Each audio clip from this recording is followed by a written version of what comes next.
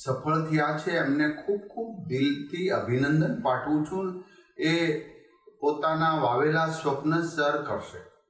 પરંતુ જે નથી સફળ થયા એમને પણ હું અભિનંદન આપું છું, કારણ કે સરકાર દ્વારા, બોર્ડ દ્વારા 1 મહિના પછી બીજી પરીક્ષાનું આયોજન કરવામાં આવ્યું છે. તમે તમામ વિષયની પરીક્ષા આપી શકશો અથવા તો જેમાં ફેલ થયા છો એમાં પણ આપી શકશો.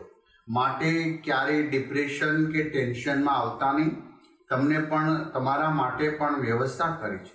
બહુ હોશિયાર કે ઠોઠ એવું હોતું જ નથી.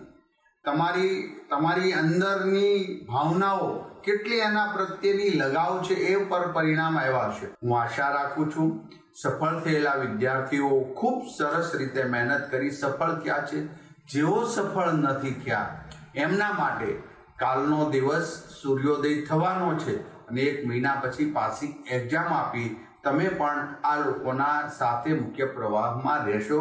સૌને હૃદયપૂર્વકની ખૂબ ખૂબ શુભકામનાઓ.